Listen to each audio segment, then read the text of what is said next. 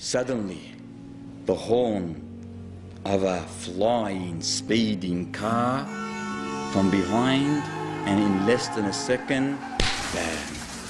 It collided with the crippled car. He said,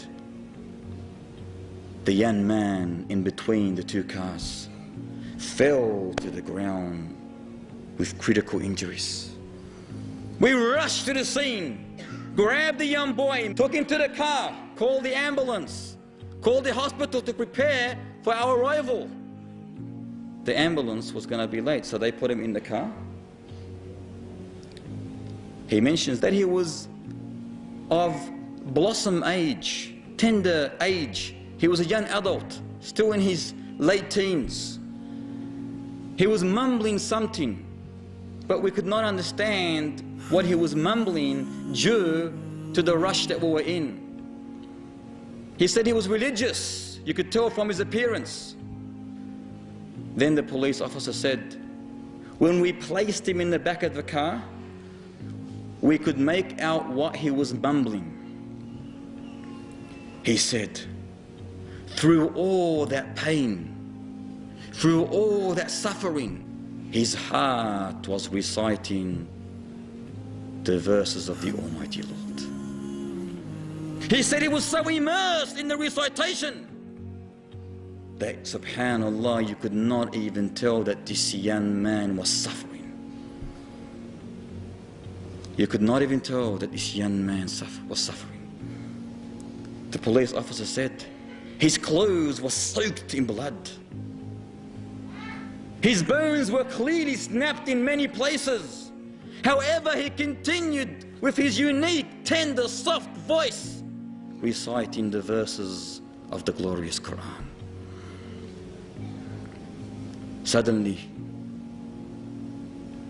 the officer said, as we were listening intently, me and my partner, a shiver climbed up my spine. The hair on my arms and my legs stood up.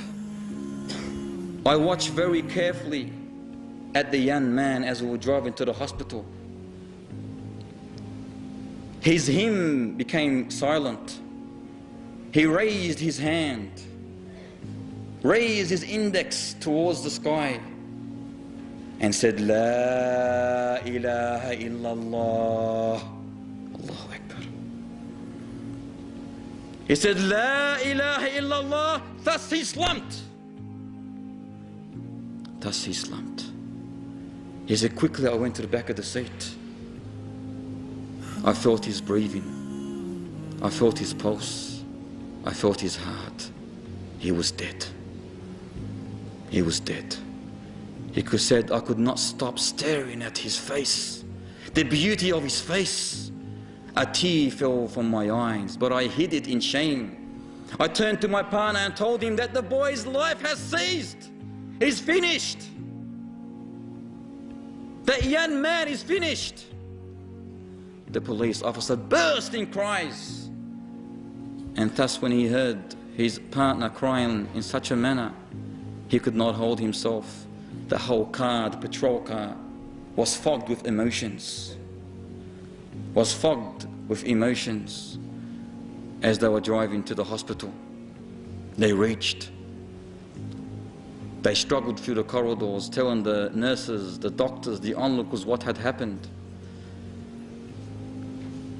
One of the hospital staff went and called his home.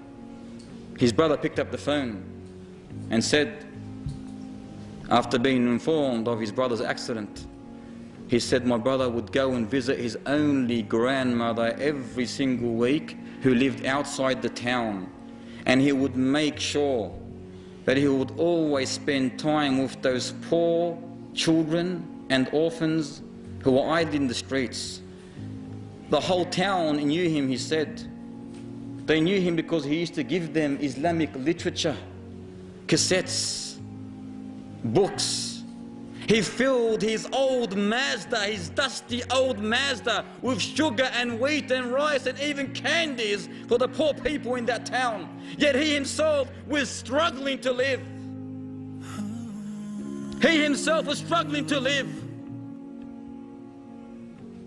Yet he preferred those orphans, those poor children, those poor families over his life. Thus, his last words was very easy. It wasn't hard for him to utter, La ilaha illallah.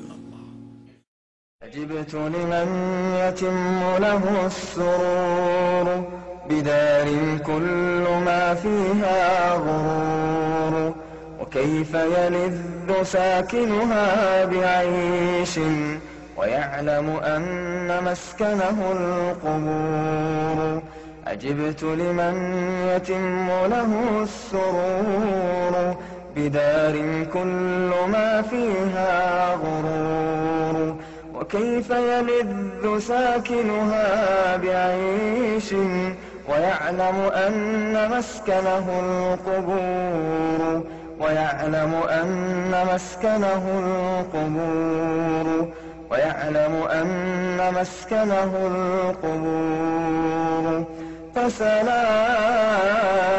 فسلام سلام على أهل القبور.